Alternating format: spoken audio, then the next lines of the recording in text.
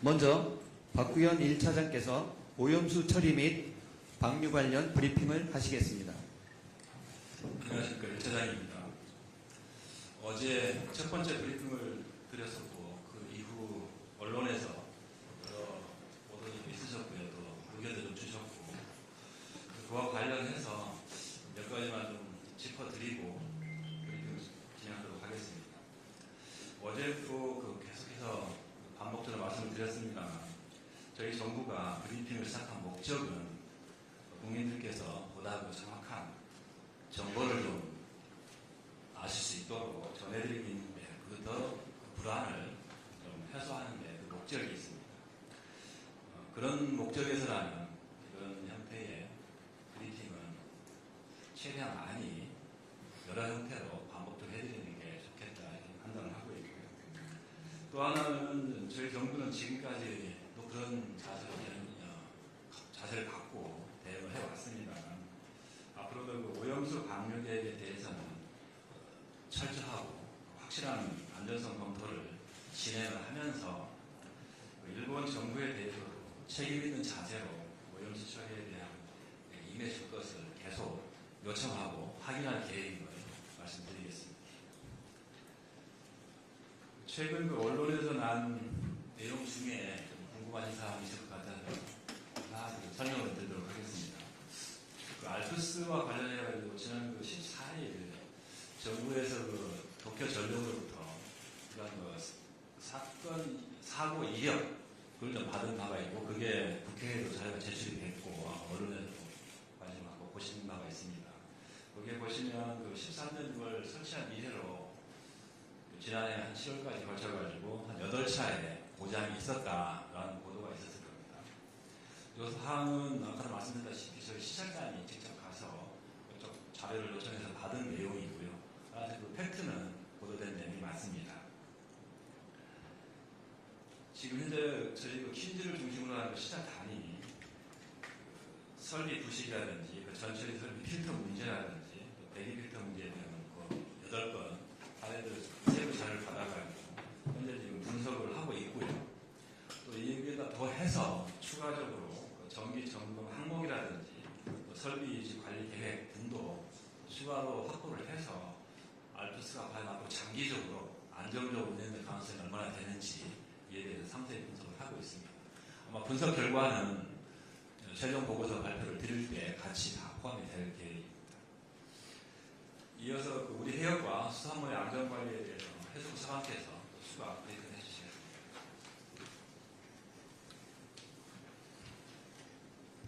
예, 해양수산부 차관입니다. 6월 16일 기준으로 해서 우리 수산물과 해역에 대한 안전관리 사항을 말씀드리겠습니다. 먼저 지난 6월 9일 금요일부터 어제까지 실시한 수산물 생산 단계 방사능 검사 결과입니다. 일주일간 실시된 생산 단계 수산물 방사능 검사는 54개 품목 137건이었습니다. 검사 결과는 전부 적합이었습니다. 검사 실시 상위 5개 품목은 멸치 21건, 멍게 10건, 다시마 9건, 고등어 6건, 그리고 오징어 5건이었습니다. 또한 유통 단계에서 지난 2주간 229건의 방사능 검사를 실시하였고 검사 결과 모두 적합이었습니다.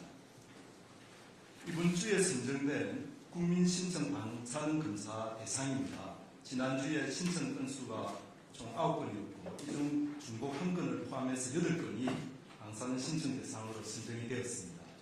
해당 품목은 부산 지역의 강도다리, 그리고 전남 지역의 멸치, 변장어, 바지락, 톳, 그리고 경남의 가리비, 갑오징어, 그리고 강원 지역의 가리비입니다.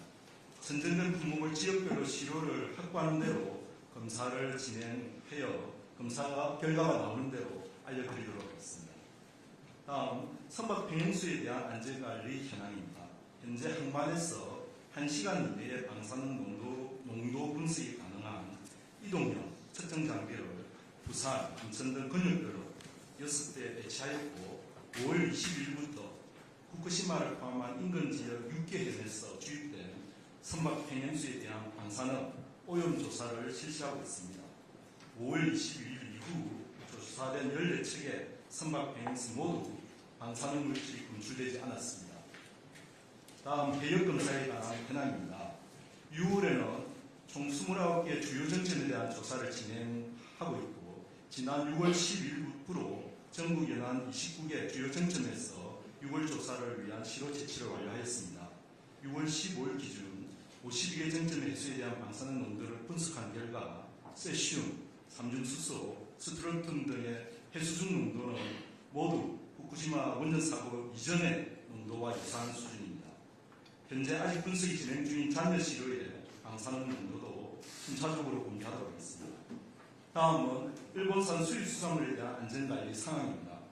정부는 후쿠시마 포함 인근 8개의 모든 수산물에 대해서 수입 금지 조치 중에 있습니다. 8개월 이외의 다른 지역 수산물에 대해서는 매 수입시마다 방사능 오염 대표 핵전이자 위해도가 높은 세슘 134, 137, 요오드 131을 우선적으로 검사해서 미량이라도 검출되면 삼중수소 등 17종의 추가 핵종 증명서를 요구하고 있고 이에 따라서 사실상 수입이 되지 않고 있습니다. 아울러 매 수입시마다 일본 정부에 생산지 증명서를 요구하여 수입 금지 지역으로부터 수입되는 수산물은 없는 것으로 확인하고 있습니다. 수입 검사 시에 적용되는 방사성 세슘 기준은 킬로그램당 100베크럴입니다. 이거는 국제식품규격위원회 코덱스가 정하는 1000베크렐보다 10배 엄격한 기준을 적용하고 있습니다. 모든 검사 결과는 수입식품 방사능 안전정보 누리집을 통해서 매일 공개하고 있습니다. 또한 방사능 검사를 통과하여 수입된 수산물에 대해서는 수입 수산물 유통 이력제와 원산지 표시제를 시행하여 해당 수산물의 유통 과정을 꼼꼼하게 관리하고 있습니다. 유통 이력 시스템을 통해서 가리비, 동 등 21개 품목의 수입 유통 소매 단계 이력을 관리 중에 있으며 이를 기반으로 해당 수산물 취급 업체에 대한 원산지 표시 집중 점검을 하고 있습니다. 특히 5월과 6월 두 달간은 해양경찰, 지자체 등의 협조를 받아서 일본산 등 국민 의료 품목을 취급하는 업체를 대상으로 원산지 표시 전수조사를 실시 중에 있고 곧이어 2차 전수 계획도 점검도 계획을 하고 있습니다. 앞으로도 문제 있는 일본산 수산물의 국내 유입을 철저히 차단하고 방사능 검사를 통과하여 수입 유통되는 수산물은 절대 국산으로 둔갑되어서 판매되는 일이 없도록 철저하게 관리하도록 하겠습니다. 다음으로 후쿠시마 오염수 방출과 관련된 개별 사항에 대해서 말씀드리겠습니다. 먼저 후쿠시마 수산물 수입 규제 관련 사항입니다. 오늘 설명드린 일본산 수산물 수입과 관련하여서 후쿠시마 오염수가 방류되면 후쿠시마 포함 인근 8개에 생산되는 수산물에 대한 수입 금지도 해제될 것이라고 하는 그렇게 우려하시는 의견이 많습니다. 하지만 후쿠시마 포함 인근 8개의 수산물에 대한 수입 금지 조치는 오염수 방류 문제와는 전혀 다른 문제입니다. 오염수 방류는 방류된 오염수가 태평양을 돌아서 우리 해역으로 도달했을 때 우리 바다와 그리고 우리 수산물이 안전한가에 관한 문제이고 후쿠시마산 수산물의 수입 금지 문제는 후쿠시마 앞바다에서 잡히는 수산물의 안전에 관한 문제이기 때문입니다. 다시 말해서 만일에 방류하는 오염수가 과학적으로 안전함이 입증되었다고 해도 이와 별개로 후쿠시마산 수산물의 안전성이 입증되지 못하면 수입 금지 조치는 해제할 수 없다는 것입니다. 잘 아시는 것처럼 2011년 후쿠시마 원전 사고로 대규모 방사능 유출이 있었음을 일본 정부는 2014년 7월 인정한 바 있습니다. 이에 따라서 우리 정부는 이에 대한 안전 조치로서 후쿠시마를 포함한 인근 8개의 수산물에 대해서 전면 수입 금지를 하였습니다. 최근까지도 지속적으로 보고되고 있는 후쿠시마 인근 지역 수산물의 방사능 오염 사례는 우리의 수입 금지 조치를 해제할 수 없는 중요한 이유입니다. 정부는 수차례 국민의 건강 안전이 최우선이라는 원칙에 따라서 후쿠시마산 수산물 수입은 없다라는 입장을 밝혀왔습니다. 다시 한번 말씀드립니다만 후쿠시마 원전 오염수의 안전성과 방류 여부와는 무관하게 후쿠시마 인근에서 기준치 이상의 방사능이 오염된 수산물이 지금과 같이 발생하는 한 절대로 후쿠시마를 포함한 인근 펠리언 수산물의 수입은 없습니다. 후쿠시마 지역이 방사능으로부터 안전하다고 과학적으로 입증이 되고 우리 국민분들께서 안전하다고 느끼실 때까지 정부는 해당 수입 금지 해제를 검토하지 않을 것입니다. 다음 국민신청 방사능 게시판 검사와 관련입니다. 어제 국민신청 수산물 방사능 검사 게시판의 수요가 폭증할 경우 방사능 검사 장비 부족이 우려된다는 일부 보도가 있었습니다. 앞서 해당 게시판을 통해서 국민 여러분들께서 방사능 검사를 원하는 수산물과 생산 지역을 신청하시면 그중 신청 건수가 많은 10개 품목을 선정해서 검사하고 있다고 말씀드렸습니다. 4월 24일부터 현재까지 총 7주간 신청을 받았고 주간 신청 건수는 최소 9건에서 최대 41건이었습니다. 물론 아직 후쿠시마 오염수 방류 전이라 신청이 많지 않은 것으로 보이며 향후 방류로 인해서 국민 신청이 크게 늘어날 경우에 선정 대상 품목을 늘려간다는 원칙은 견제하고 있습니다. 그리고 이를 뒷받침하기 위해서 생산 단계 방사능 검사 장비도 지자체까지 포함해서 현재 29대에서 53대까지 늘릴 계획입니다. 이에 대해서 만일 정부가 보유하고 있는 장비만으로 부족하다면 민간 연구소 중에서 공식적으로 검사 능력을 인정받은 곳에 위탁해서 검사하는 방법까지도 고려하고 있습니다. 검사 장비 부족에 대해서 국민분들께서 우려하지 않으시도록 적극적으로 대응해 나가겠습니다. 앞으로 국민 여러분들께서 수산물 안전을 직접 확인하고 안심하고 수산물을 드실 수 있도록 만족할 수 있는 국민 신청 방사능 게시판 운영이 될 수 있도록 최선을 다하고자 합니다. 마지막으로 현장 설명의 일정 관련입니다. 해양수산부는 현재 과학적이고 객관적인 사실을 토대로 해서 우리 수산물의 안전에 대해 수산업계를 중심으로 국민들께 직접 찾아가서 현재 설명을 드리고 있습니다. 현재 각 권역별로 순회하면서 수산물 안전 현장 설명회를 개최하고 있고 업 현장을 벗어나기 힘든 어촌계에 대해서는 직접 찾아가는 방문 설명회를 개최합니다. 6월 말까지 한 20회 정도의 설명회를 개최할 예정입니다. 지금 저희가 직접 찾아뵙고 설명회를 드리는 업인과 생산자 단체 그리고 유통, 가공업체분들은 우리 수산물을 통해서 영업 그리고 생업을 이어나가시는 분들입니다. 먼저 이분들께서 우리 수산물 안전에 대한 확신을 가지셔야만 시장과 마트 그리고 우리 국민분들 일상생활에서 우리 수산물에 대한 안심이 퍼져나갈 것이라고 생각합니다. 적극적인 관심과 참여를 통해서 우리 바다와 수산물에 대한 안전관리 사항을 확인시키길 부탁드립니다.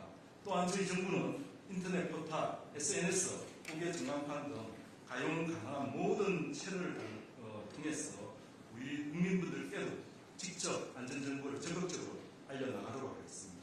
이상입니다. 다음은 허균영 기술검토위원장께서 오염수 관련 과학적 사실을 설명하시겠습니다. 안녕하십니까. 오늘은 어제에 이어 오염수 방수와 관련돼서 많이들 궁금해하시는 내용 중 좀 기술적인 부분을 좀 상세히 시간이 허락하는 하에서 설명드리도록 하겠습니다. 저희가 일본에 대한 현황을 상세히 설명드리는 이유는 저희가 당연하게도 그들의 정보를 정확히 알아야 국민의 안전을 지킬 수 있는 합리적인 결정을 할 수 있을 것이라고 생각을 하기 때문입니다. 특히 일본의 그런 어떤 기술적인 주장을 그대로 설명드리기보다는 좀 집중해야 될 부분도 같이 언급을 해드리고요. 설명할 때 단어 활용도 신중하게 해서 좀 더 좋은 커뮤니케이션이 되도록 하겠습니다. 오늘은 이제 어제 알프스 장치에 대해서 한번 설명을 드렸고요. 이번에는 그 알프스를 포함한 방출 시설 전체에 대한 설명과 어떤 방사성 핵종을 분석하고 있는지를 설명을 드리도록 하겠습니다. 먼저 오염수를 처리하는 설비인 알프스가 어떤 원리이고 그 다음에 어떠한 안전장치가 있는지를 오늘은 좀 말씀을 드리겠습니다.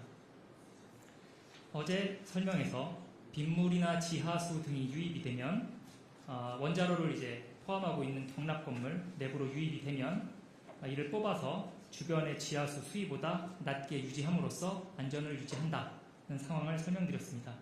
이제 거기서 나온 이제 액체가 오염수인데요. 이 오염수를 경납 건물 밖으로 뽑아내면 그 즉시 먼저 세슘과 스트론튬을 제거를 해서 농도를 낮추게 됩니다. 잠시 후에 옆에 있는 차트를 좀 설명을 드릴 텐데요. 그 부분은 지금 설명에 그림이 없어서 일단 말로 좀 설명을 드리고요. 이렇게 세슘과 스트론튬을 먼저 좀 제거하는 이유는 일단 좀 양이 많고요. 그 다음에 고농도이기 때문에 그 세슘 스트론튬을 이렇게 초벌로 정화하는 과정이 없으면 이 세슘 스트론튬이 모든 시설을 모든 시설에 이렇게 분포하게 되겠습니다. 그래서 작업자들 위험이나 이런 부분도 있기 때문에 일단 이렇게 정화를 하고요. 다음 그 정화된 오염수 중에 일부는 다시 원자로로 돌려보내서 원자로 냉각에 사용을 합니다. 이제 나머지 오염수는 어떻게 되느냐? 이제 그림에서 보시는 것처럼 그림에서 보시는 것처럼 나머지 오염수들은 이제 알프스 설비로 일단 이송이 됩니다. 그래서 알프스로 이동을 해서 일단 대부분의 핵종들은 제거가 된다라고는 하지만 저희가 특별히 이 부분들은 점검과 분석이 검증이 필요하고요. 이런 식으로 알프스를 통과하고 나온 것들이 이제 일반 오염수 저장 탱크에 저장이 됩니다. 이제 어제 브리핑에서 G번 그룹 탱크에 대한 언급이 있었는데요. G번 그룹 탱크 등이 이런 일반적인 오염수 저장 탱크가 되겠습니다. 일단 여기에 와서 있고요. 이 중에서 이제 일본 측 주장이 30% 정도가 방류 기준을 만족한다라고 하는데 이 부분은 집중적으로 검증돼야 될 필요가 있고요. 많은 부분은 아직 방류 기준에 못 맞추는 것도 사실입니다.